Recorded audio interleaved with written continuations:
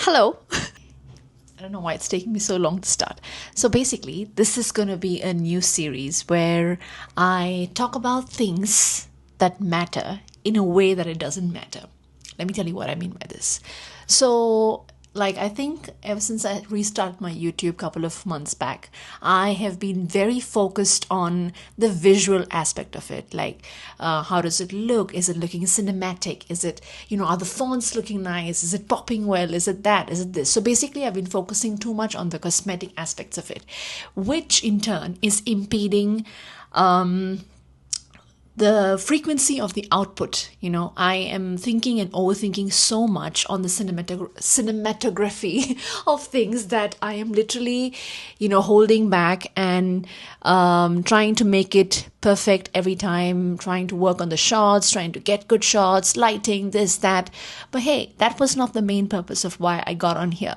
It was mainly to share experiences, mainly to share learnings, to share reflections, to share, basically overthink together. So that's not happening. And, anytime anything is counterintuitive, we've got to reel things back in. So that's why I thought this is going to be like a session where we just chit chat. It's going to be more intimate. I'm not going to be doing any fancy edits. I'm just going to be doing in this frame, in my room, in my little creative space. And I think we're just going to talk. And I really hope that you will come along, you'll relate, you'll also share. We'll have this cute little space of people where, we overthink on things together and share our reflections and stuff. So, yeah, that's the point of this series. I don't want the fucking preview there. Okay.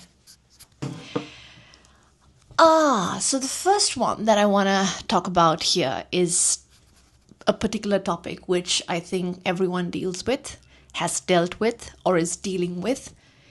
And I don't know anyone who's overcome this problem yet. If you're that lucky 1%, please, I don't want to talk to you. Well, I do want to talk to you because I want to know how you did it. Anyway, coming back to the point that I want to talk about is consistency. The topic that we're going to be chit-chatting about is consistency. Now, consistency can be of different kinds, okay? It can be being consistently, available for your loved ones, showing up consistently at work. But what I feel personally, the one that is the most difficult one is to consistently show up for yourself. I think that's the one that's the trickiest. That's the one that gets sidelined the easiest whenever life gets in the way or however life gets in the way. I don't know if you agree with me or not, but that's how I think when it comes to consistency. But I think consistency also, I had a lot of misconception when I think of consistency, okay?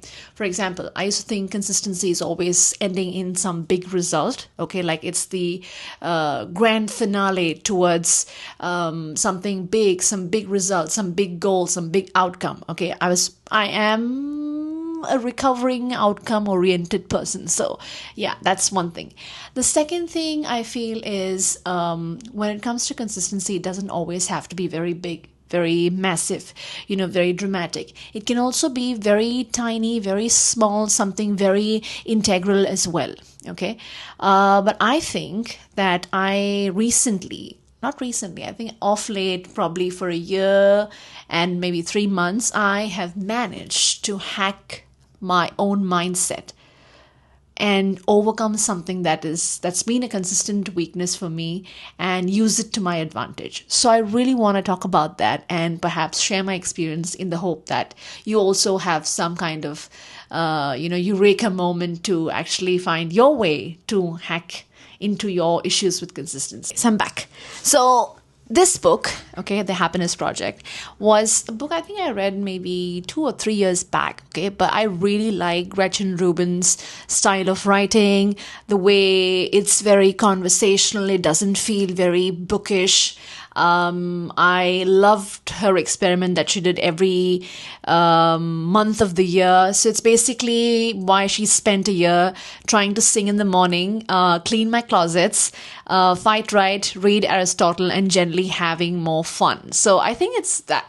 That was probably the time in life when I was really struggling with, finding and defining what happiness is exactly. And of course, yeah, that's when I read her book. But till date, she's one of my favorite authors, someone's writing style I quite enjoy. So I was, researching to find find things related to my own book.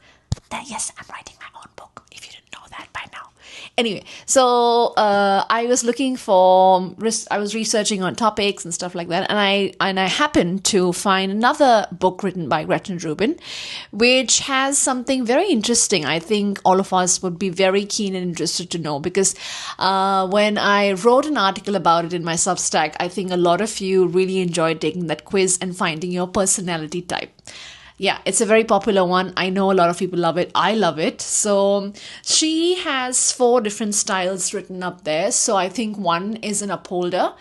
The other one's a rebel. Then there's a questioner.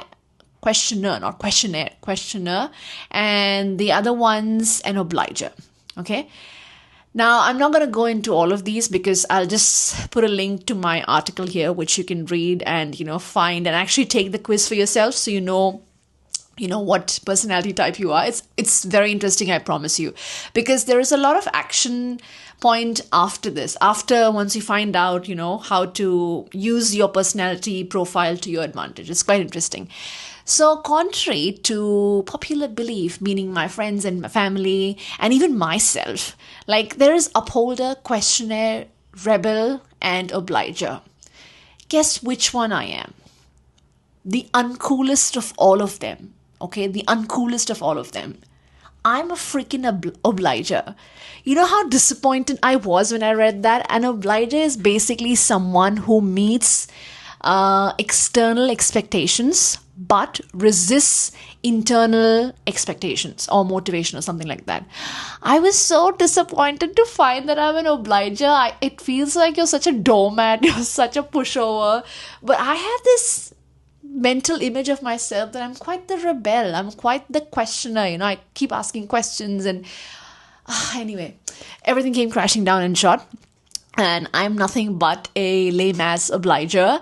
And when I was so initially my first instinct was to think that this quiz is all woo woo, like she doesn't know what she's talking about, it's too maybe it doesn't apply to me, it's very generic, and all those kind of things all the lies that you tell yourself. But when I was reflecting and I was thinking of different experiences, and I was talking to my friends and loved ones, it's actually true. I'm an obliger. Let me break it down to you how. Okay. So I think in 2024, I was doing my second post-graduation degree in education, along with a very hectic, toxic full-time teaching job. Okay. And that was the point in time when there were too many deadlines, like at work and at the university. And it was hectic. It was intense, doing classes late evening and all the assignments and everything. But you will not believe it. At work and at the uni, I am like, ahead of my deadlines. Like, if my deadline is the 20th of August, I have finished everything by 1st of August. Like, that's how ahead of the game I am at work and at the university. Okay. My action research project, I had started way before we were expected to start, and finished way before I was expected to finish. Yeah, no wonder. I'm still the same like I was in school, like the teacher's pet, the straight A student, the one who finishes off before everyone does, the one that everyone hates. Yeah, still the same, no change. So that's me, and that is how I respond to external expectations. But this February, I started working on my book, okay? My personal project, something that means so much to me. It's my first book. It's going to be a creative nonfiction on creativity, identity, and representation, topics that I feel so strongly and so, so staunchly about. And for the past 1 month, I haven't worked on it because I'm stuck in, towards the end. Like, I'm not really sure how I want to end it and stuff like that. So I'm stuck there. That's also kind of a, road bump that I'm dealing with. In addition to which, if I have like 5 things on my to-do list and like 4 of them are external stuff or external deadlines that I'm working towards, even my own Substack, My book is the one that gets shoved in the corner. Why? Because it's long term. Two, it's a personal project. It's an internal expectation.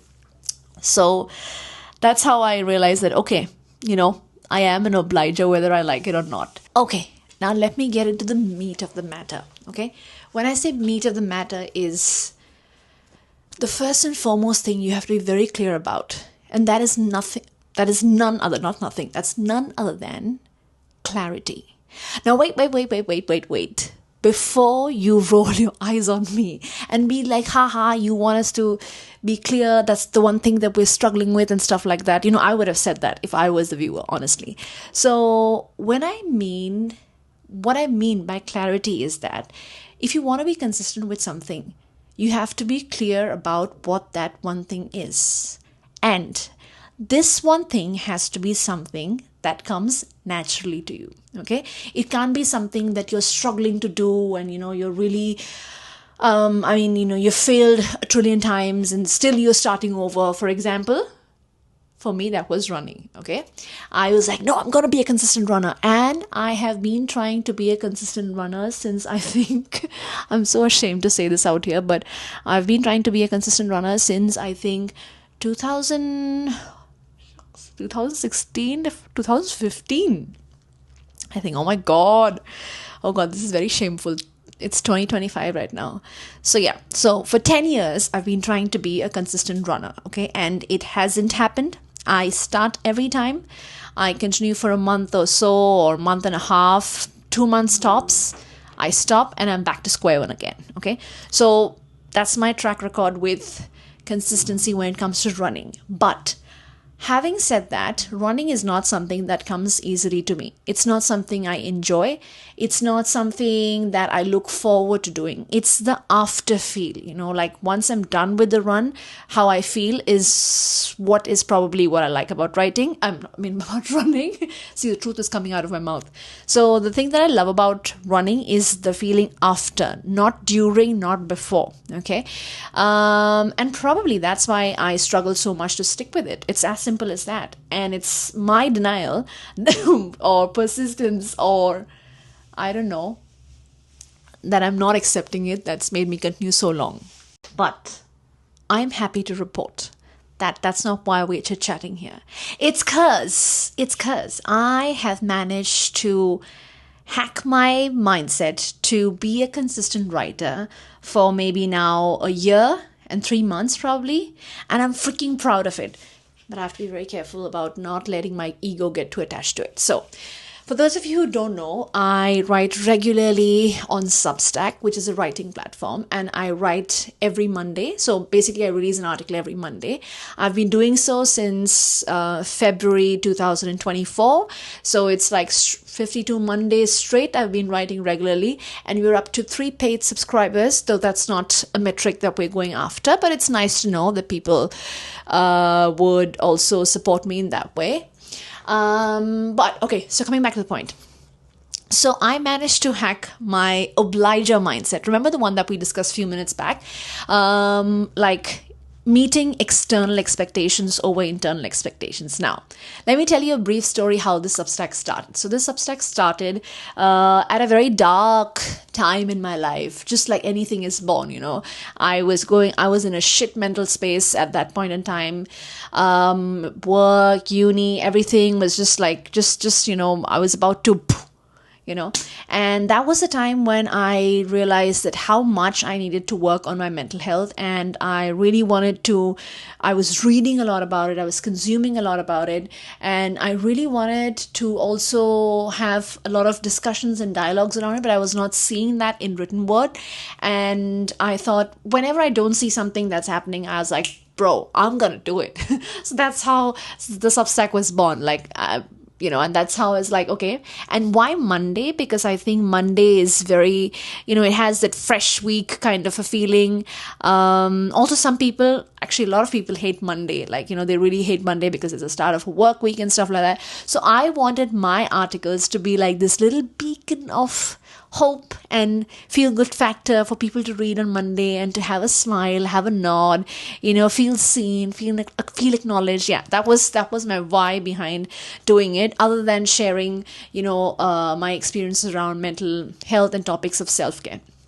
So I decided Monday is going to be the day when I'm going to be releasing a new article. Okay, so that was how I chose the day, and why I chose it. Then, secondly, what I would do is I would choose a topic around self-care, mental health at that point in time, and I would invite stories. So I'd post on Monday, Tuesday and Wednesday I would post in different groups that I'm part of in Hong Kong, for example, Women of Hong Kong and the other groups, TEDx and stuff like that, other different groups that I'm part of.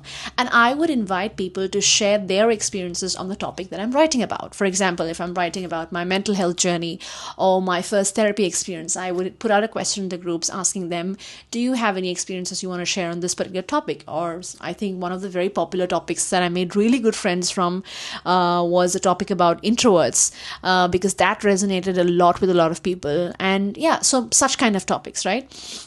And I would have these complete strangers sending me their experiences to be featured in this article. Okay. It was very mutual. It was very vulnerable. It was very, I don't know, it was heartwarming. The fact that they would feel comfortable enough to share these kind of experiences with me, a complete stranger, to be featured in my article, I think was very heartwarming for me, honestly. And here's where my obliger mindset was put to test, okay? Now, these people have shared their stories on Tuesday, Wednesday, sometimes it would even spill on to Thursdays, I think, because, people have different priorities and stuff like that. So, but I would keep it to Wednesday or Thursday max, and I would work on the article on Friday. Now, the fact that these people have chosen to share these stories made me feel that I cannot let them down. How can I not publish an article? Because I have to feature their stories, That's how I hacked my head into doing it. I think I did this for about 6 months after starting my Substack. Like it was the same cycle. Article every Monday, ask questions, work on the article Thursday, Friday or something, and then post it on Monday or whatever. And it also gave me a good chance to, use my illustrations. So since I'm a very visual person as well, my articles would also have my visuals. So it was a good place to get everything together.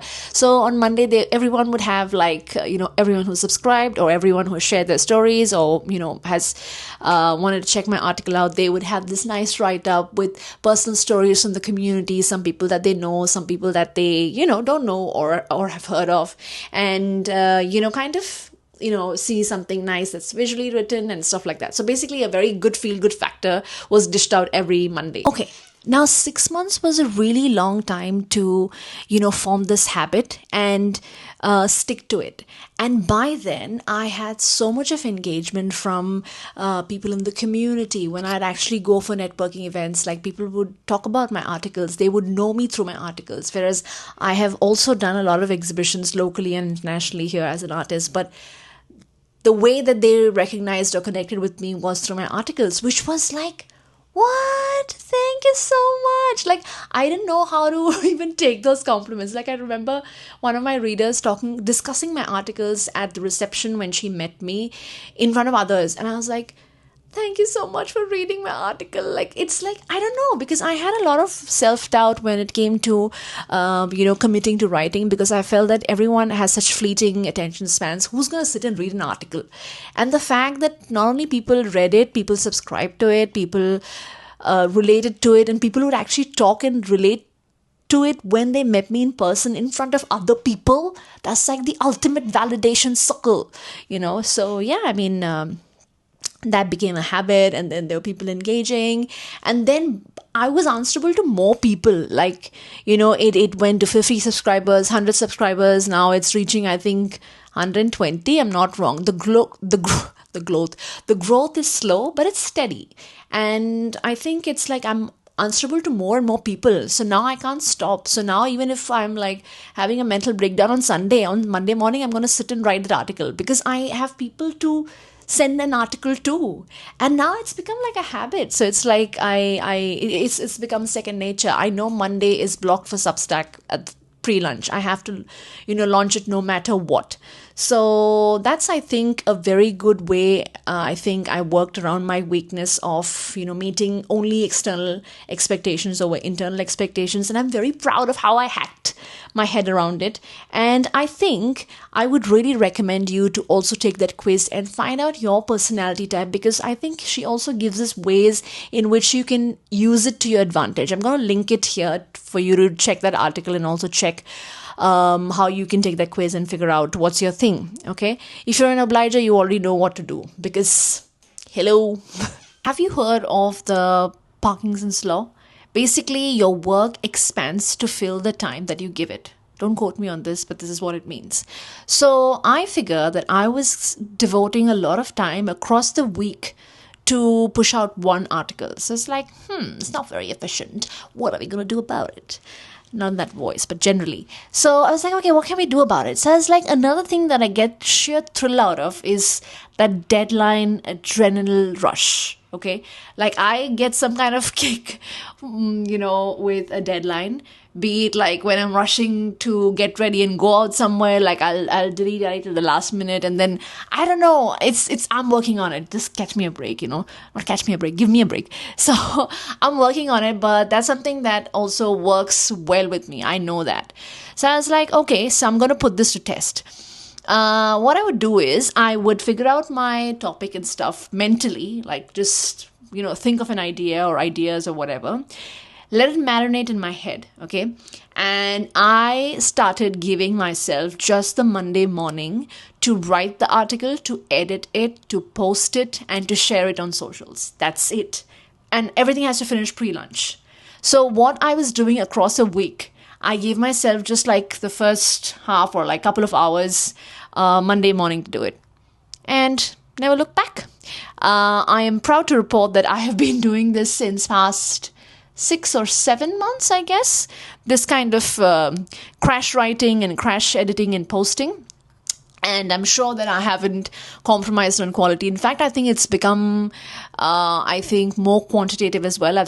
My articles have become longer. I've started including, voiceovers as well. I've started including videos as well. So the quality has gone up. The quantity of the word count has gone up. So it's not that I'm skimping on quality.